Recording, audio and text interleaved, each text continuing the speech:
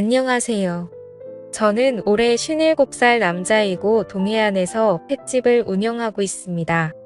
원래는 대기업 협력업체인 한 중소기업에서 20년 넘게 일을 했는데 도저히 더 이상은 버틸 수가 없어 회사를 그만두게 되었습니다. 원래 사장이 건강에 문제가 생기면서 사장 아들에게 회사 경영권을 물려줬는데 새로 들어온 젊은 사장이 하는 짓이 완전히 개차반인 겁니다. 자기 아버지 버린 부장 이사들한테 반말하는 것은 기본이고 조금이라도 자기 마음에 안 들면 월급은 많이 받아가면서 대체 하는 일이 뭐가 있냐며 회사 돈이나 축내는 인간들 다 잘라버려야 한다며 폭언을 쏟아내더군요. 그럼에도 불구하고 간슬기를 다 빼놓고 그 밑에서 버티는 사람도 있었지만 저를 비롯해 나이 50을 넘긴 퇴직이 가까워진 사람들은 그 처사를 견뎌낼 수가 없었습니다. 앞으로 다녀봐야 몇몇 머리에 흰머리 나는 나이에 대접받느니 일찌감치 회사 정리하고 제2의 인생을 시작하자 결심을 한 것이죠. 아이들은 아들 하나 딸 하나 있는데 아들은 대학 다니다 군대 들어갔고 딸은 대학을 다니면서 자기를 똑부러지게 하고 있으니 걱정할 것이 없었습니다. 그래서 저는 회사를 그만두고 아내와 함께 동해안에 자리를 잡았습니다. 아내는 손 감각이 좋고 요리에 관심이 많아 일식, 한식, 중식 요리사 자격증을 가지고 있습니다. 진작부터 식당을 해보려고 했지만 식당을 시작할 자금이 없어서 퇴직 끝나면 그때 식당을 하자며 미루고 있었는데 회사를 그만두면서 식당을 시작하게 된 거죠. 우리는 횟집 할 만한 곳을 알아보기 위해 약 한 달을 다니다 횟집과 민박집을 같이 운영할 수 있는 괜찮은 식당을 발견했습니다. 차도로 쪽이라 오다 가다 접근하기도 좋고 건물은 지은 지 16년 정도 된 것이지만 철근과 콘크리트로 워낙 튼튼하게 지은 집이라 외벽만 잘 정리하면 말끔하게 단장하기는 어렵지 않을 것 같았습니다. 게다가 주차장으로 이용 가능한 넓은 마당이 있고 바닷가까지 걸어서 3분 거리에 있다 보니 민박을 운영하기에도 최고의 장소였지요. 우리 부부는 여기가 우리 자리라고 생각하고 퇴직금에 살고 있던 집까지 처분해서 4억 6천을 주고 횟집을 매매했습니다. 횟집을 말끔하게 손보고 민박집과 횟집을 홍보할 사이트도 개설했지요. 블로그와 SNS를 통해서 횟집과 민박집 홍보도 하고 온라인 예약도 받으며 횟집과 민박집을 운영해 나갔습니다. 처음에는 우리 두 사람이 일을 하다가 새벽 경매며 식당 운영이며 두 사람으로는 몇 부족이라 주방에서 설거지도 해주시고 음식도 도와주시는 60대 아주머니 한 분을 고용해서 식당을 운영해 나갔습니다. 횟집은 엄청 호황은 아니었지만 드라이브 코스로 좋은 곳에 위치해서 계절을 타지 않고 손님이 꾸준히 찾았습니다. 저는 저대로 아내는 아내대로 바빴고 기덥고 가게세 없이 하는 장사이다 보니 미치는 장사는 아니었습니다. 우리가 부지런히 움직이는 만큼 매출도 늘어나니 일하는 재미도 있었지요. 돈도 다시 모이기 시작했습니다. 아내는 원래 사람한테 부침성이 있고 사업 수완이 좋아 한 번 온 손님들도 단골로 만들 줄 알고 주변 사람들과도 얼마 지나지 않아 친해져서 사람들을 만나면 얼마 지나지 않아 서로 언니 동생 하는 사이가 되더군요. 그렇게 4년 무난하게 잘 지냈습니다. 그런데 호사다마라고 하더니 좋은 일에는 꼭 막아 끼더군요. 50 후반에 인생 풀리고 우리 부부 노년 행복하게 잘 지내나 했는데 아내가 제 뒤통수를 칠 줄은 꿈에도 생각 못했습니다. 아내가 동해안으로 이사 온 지 3년 만에 동네 아주머니들이랑 친하게 지내면서 개모임을 하더군요. 한 달에 돈 20만 원씩 내서 1년에 한 번씩 돌아가면서 돈을 받는 걸로 5명이 개를 시작했습니다. 원래는 개주가 따로 있었는데 개주를 하던 아주머니가 나이가 많아 병원 다닐 일이 많아지고 다른데 신경 쓸 겨를이 없어지자 아내가 개주 자리를 물려받아 개주를 하게 되었지요.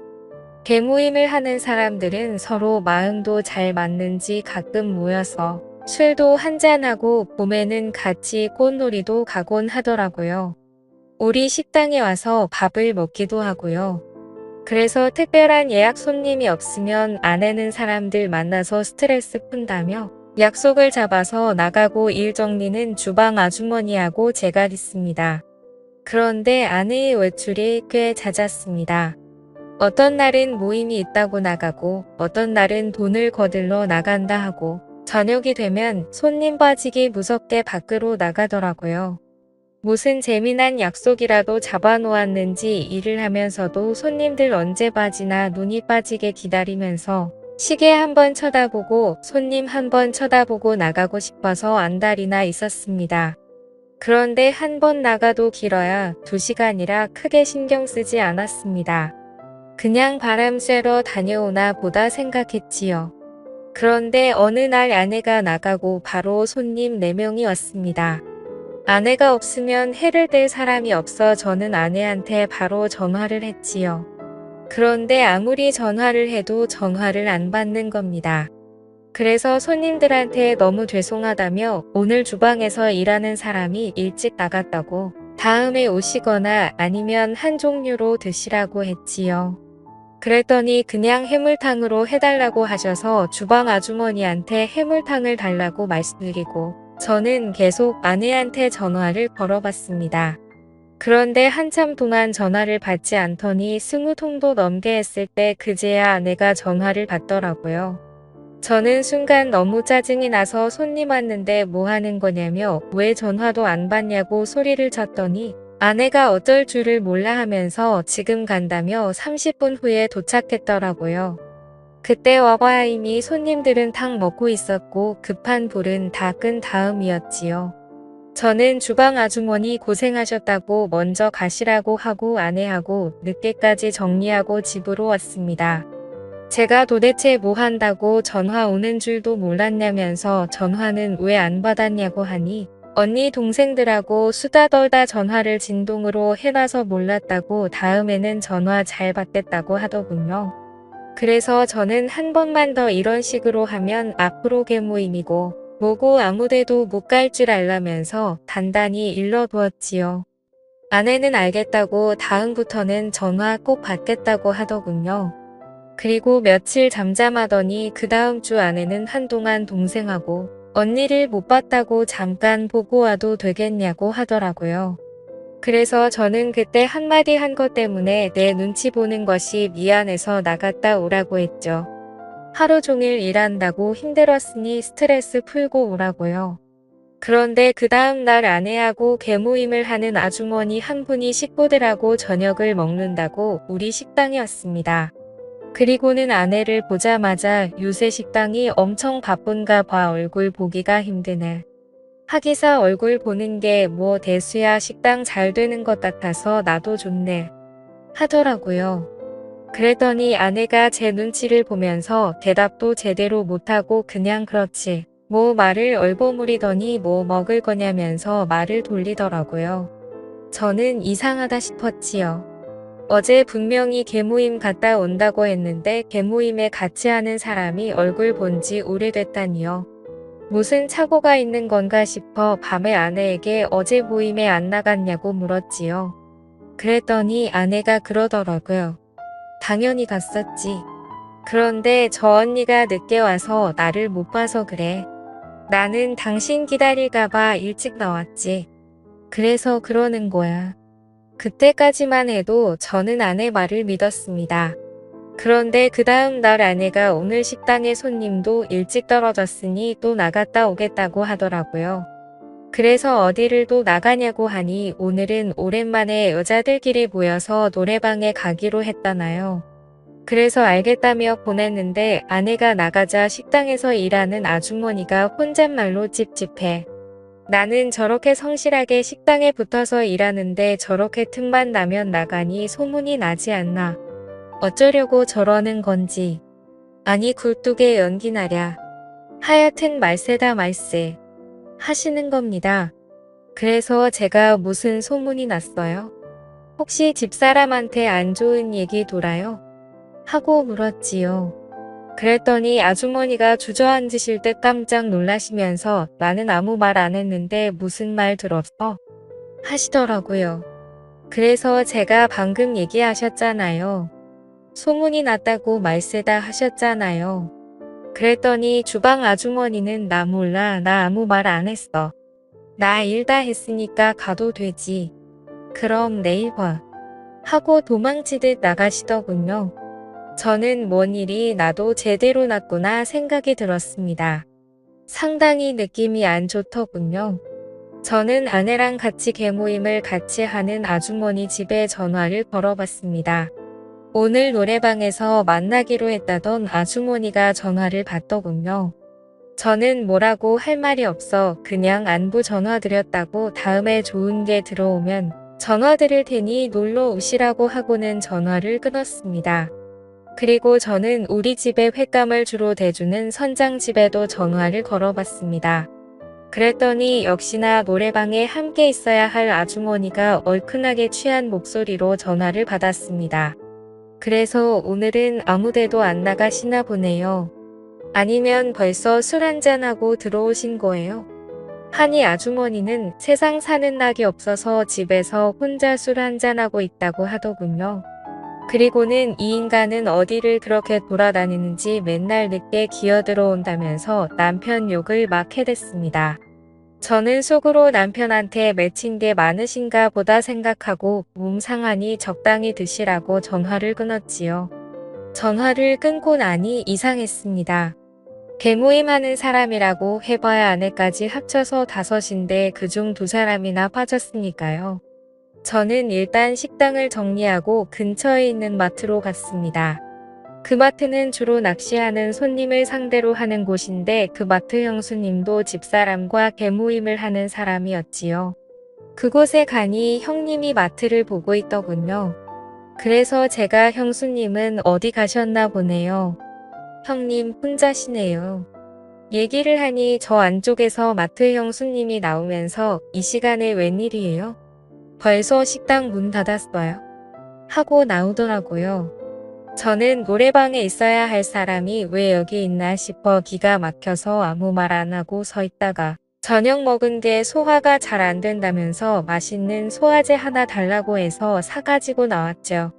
분위기가 이상하게 돌아가더라고요. 저는 아내한테 전화를 걸었죠.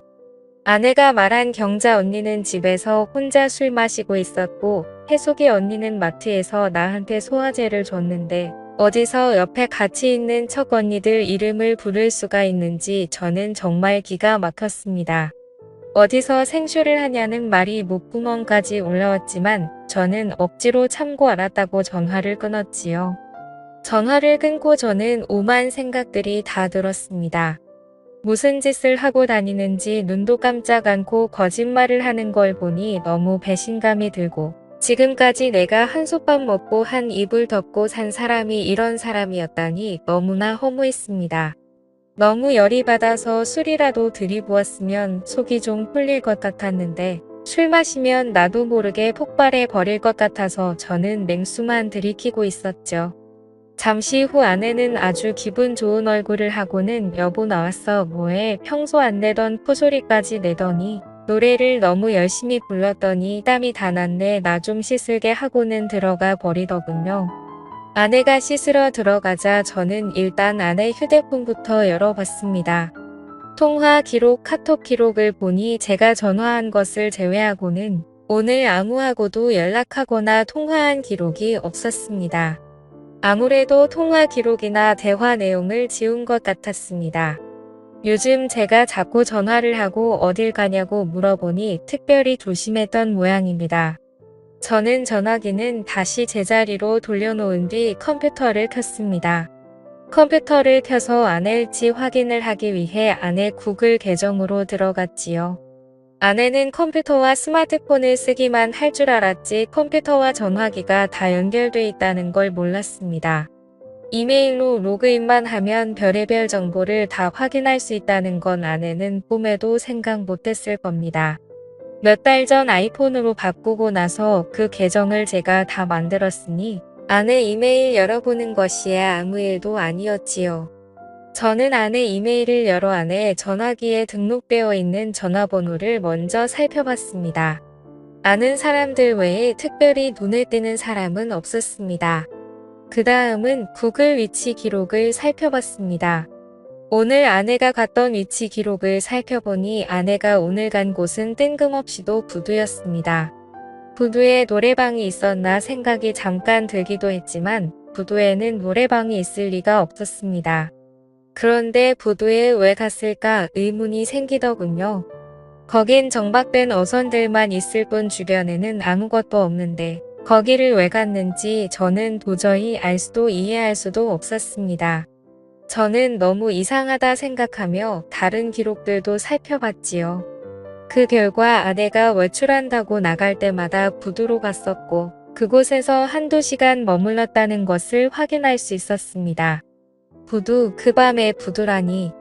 캄캄한 밤에 부두에 갔다가 그곳에서 한두 시간 머물다 돌아온다.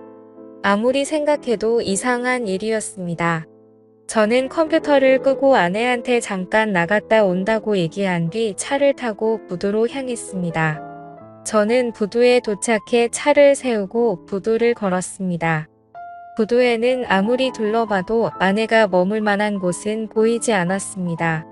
가로등도 제대로 없는 깜깜한 부두에는 아침에 출항할 배들만 둥둥 떠 있었지요. 저는 아무래도 이상하다 생각하며 다시 차를 타고 집으로 돌아오려는데 흥얼흥얼 노래를 부르며 주차장으로 걸어오는 사람이 있었습니다. 우리 집에 횟감을 대주는 선장이더군요. 저는 내려서 선장에게 인사를 할까 하다가 그만두었습니다. 괜히 제가 이 밤에 부두를 서성거렸다는 소리가 내 귀에 들어가면 안 되니까요. 저는 선장이 떠나고 난 뒤 차를 몰고 집으로 돌아왔고 집에 들어오니 아내는 벌써 골아떨어져 있더군요. 저는 그날 밤 한숨도 못 잤습니다. 왜 아내가 부두에 그렇게 자주 갔는지, 왜 거기서 머물다 왔는지 머리가 너무 복잡했습니다. 저는 다음 날 잠도 못 잔 얼굴로 여느 때와 다름없이 새벽 경매장으로 나갔다가 잠시 한숨 자고 다시 식당으로 나갔습니다. 아내는 열심히 일을 하고 있더군요. 그날은 약속 없이 집으로 들어왔고 그 다음 날 아내는 또 언니들하고 약속 있다면서 나갔습니다. 아내가 나간 후 저는 컴퓨터를 켜서 아내의 위치 이동을 확인했습니다. 아니나 다를까 아내는 또 부두로 향하더군요. 저는 택시를 불러서 타고 부두로 향했습니다. 부두 주차장에는 우리 차가 주차돼 있었습니다. 택시에서 내린 저는 어디서 인기척이라도 들리는지 귀를 쫑긋 세우고 불빛도 없는 부두를 조심조심 걸었습니다. 그날은 유난히 바람도 많이 불고 파도도 세서 아무리 귀를 기울여도 다른 소리가 잘 들리지 않았습니다. 아무것도 확인하지 못한 저는 부두 끝까지 걸어갔다가 다시 천천히 걸어서 왔습니다. 우리 차가 부두 주차장에 있으니 아내도 분명 이 근처에 있을 거라 확신이 들었으니까요. 그리고 잠시 후 부두 가운데쯤 정박되어 있는 배에서 희미한 불빛이 새어나오는 것을 발견했습니다. 그 배를 보니 우리 집에 횟감을 대주는 선장의 배더군요. 저는 순간 불길한 느낌이 들면서 가슴이 쿡 내려앉는 것 같았습니다. 저는 출렁이는 배를 조심조심 올라탔습니다. 그리고 희미한 불빛이 새어나오는 선장실의 안을 들여다보니 선장실간이 침대에서 선장과 아내가 뜨거운 시간을 보내고 있더군요. 저는 순간 눈이 뒤집혔습니다. 눈에 보이는 게 없더군요. 선장실 문을 열어보니 문이 안에서 잠겨 있었습니다. 저는 문 열라고 소리치면서 문을 두드렸습니다. 그랬더니 안에서 그제야 제가 온 걸 확인한 두 사람은 놀라서 어쩔 줄 몰라 하고 있더군요. 저는 계속 소리를 치며 선장실 문을 두드렸습니다. 그랬더니 선장은 옷을 대충 챙겨 입고는 열라는 문은 안 열고 제가 서 있는 쪽 반대쪽 문을 열고 도망가는 겁니다. 그래서 저는 옆에 있는 그물을 들고 선장이 있는 쪽으로 그물을 던져서 선장을 그물에 가두어 버렸습니다. 지금까지 고기 잡느라 그물을 던져 본 적은 있어도 그물에 걸려 본 적은 없으니 어떻게 빠져나와야 하는지도 몰라 버둥거리고만 있더군요. 그 뒤에서 아내는 어쩔 줄 몰라 하며 여보 여보 소리만 반복하고 있었습니다. 옷도 제대로 못 챙겨 입고 어쩔 줄 몰라서 서 있는 모습을 보아도 기가 막혀서 어디서 딴짓하고 누구 보고 여보라고 하냐고 네가 제정신이냐고 평생 처음으로 아내한테 쌍욕을 내뱉었죠. 저는 저 정신 나간 인간을 어찌할까 하다가 아무리 욕을 해도 분이 안 풀리길래 아내한테도 그물을 던져 아내도 그물에 가둬버렸습니다. 둘 다 그물에 걸리니 빠져나오려고 난리도 아니더군요. 저는 바로 선장 부인한테 전화를 했습니다. 두 인간이 이 밤에 배 안에서 난리를 치다가 나한테 딱 걸려서 둘 다 그물에 가둬놨으니 끌고 가든지 새벽 경매에 넘겨버리든지 알아서 하라고요. 얼마 안 있어 선장 부인은 마트 아는 형님네 차를 얻어 타고 셋이 함께 부두로 달려왔더군요. 선장 부인은 둘이 갇혀있는 모습을 보니 그 자리에 털썩 주저앉아 땅을 치고 울더니 어디서 고기 퍼는 플라스틱 삽을 가지고 와서 네가 인간이야. 내가 온갖 고생해서 배 사줬더니 이제는 하다 배에서 이런 짓을 해. 바람난 게 한두 번도 아니고 이게 몇 번째야. 네가 인간이야? 네가 인간이냐고 악을 쓰면서 그물에 갇혀있는 선장을 패버리더라고요. 옆에서 보고 있던 마트 형님은 형수님 진정하라고 말리며 말로 하라고 하고 저한테는 와서 일단 그물부터 풀어주고 집에 가서 말로 하라고 하더군요. 그 옆에서 선장 형수님은 인간들 인간도 아니라면서 그물에 묶어서 바다에 던져버려야 된다며 계속 악을 쓰고 있더군요. 마트 형님은 계속 우리 두 사람을 달랬고 그러는 중에 마트 형수님은 그물을 잘라서 두 사람을 그물에서 빼내주었습니다. 그물에서 나온 두 사람은 고개만 톡 숙이고 말도 못하고 있더군요.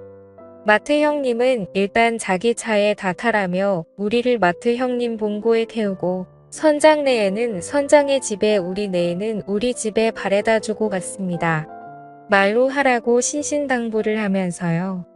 집에 온 아내는 손이 발이 되도록 빌더군요. 저는 아내가 그러고 있는 꼴도 보기 싫어서 양동이에 물을 받아와서는 얹어버리고 양동이로 얼굴을 덮어버렸습니다. 자신도 얼굴을 내보일 낯이 없는지 양동이를 뒤집어 쓰고 울면서 제발 한 번만 용서해달라고 한 번만 용서해주면 시키는 대로 다 하겠다고 하더군요. 그래서 조용히 끝내자고 했지요. 너 같은 거랑 더 이상은 못 살겠다고요.